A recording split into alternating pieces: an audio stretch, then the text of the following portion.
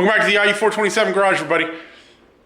I'm going to show you today how to measure, not for the quantity, because I can tell you the quantity. You can ask your question down in the comments, whether you're building a Roadster, a Coupe, or whatever other kind of car you're building. It's pretty easy to measure for how much you need as far as quantity.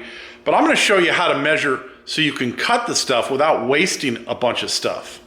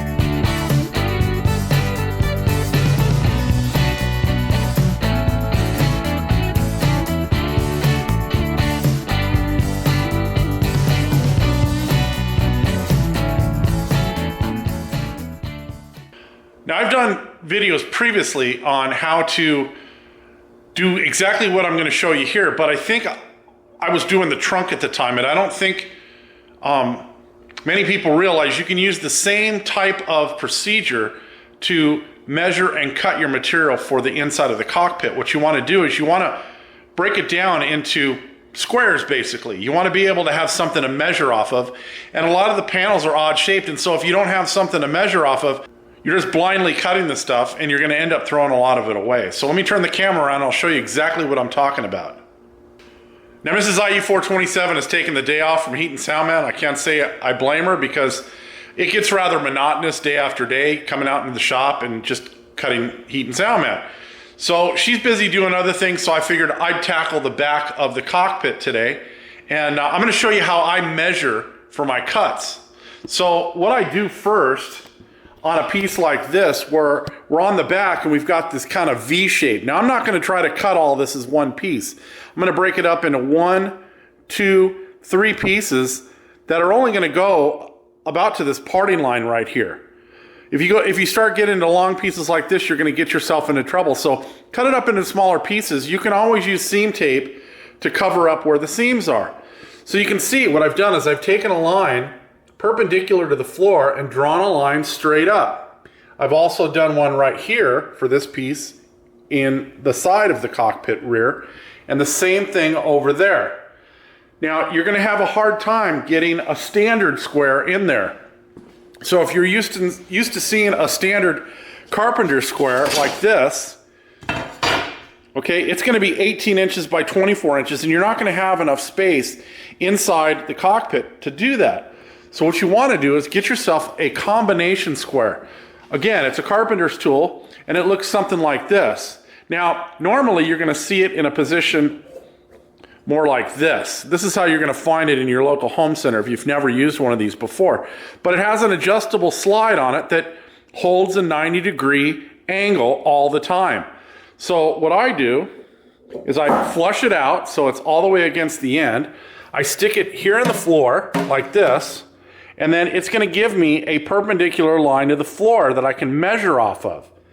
Once you get to the point where the square has reached its end, and you can actually get one of these 18 inches long as well instead of 12 like this one, but this one does most everything that I need. Go ahead and extend your line all the way up to the point where you're going to cut it with a straight edge. Then what we're going to do, we're going to go over to the bench where we've got the heat and sound mat laid out, and we're going to measure a piece from center line that's going to go from here to whatever this measurement is here, and from here, whatever this measurement is to the corner here. We're also going to take this straight edge and we're going to extend that line up to the parting line right here on the back of the cockpit so that we know what this measurement is here, and we know this measurement down here is going to be 0. And then we're going to be able to cut that piece and then install it here. So let me go out over and lay this piece out on the table, and I'll show you exactly how we're going to cut it. All right, here's what I measured. So from my straight line on the top, I am 10¼ inches to the corner. And from my center line over to the right, I'm 8¾ At the bottom, between my straight line and this corner, I'm 6 inches. Those are the only dimensions I need other than the height, which I know is 15 inches from the floor to that parting line. So over on my piece here, you can see the material is 18 inches total width. That's my height. But I have to subtract 3 inches to get to 15 inches. So all this is going to be waste, but we'll probably use that somewhere else. So you can see right here, 10¼ 8¾ and 6. So that 6 line is over to the left, and that's where my angle starts up to that line at 10¼ Over here, I start from the center line and go up to the line at 8¾ and that's going to give me my piece. So I'm going to cut that out, and I'll place it over there without sticking it in. I'll show you what it looks like.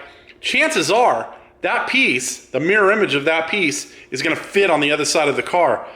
It might not be perfect. We might have to adjust it a little, but we'll try and we'll see. We'll just turn it over and see if it fits. All right, I got the piece cut. Let's see how it fits.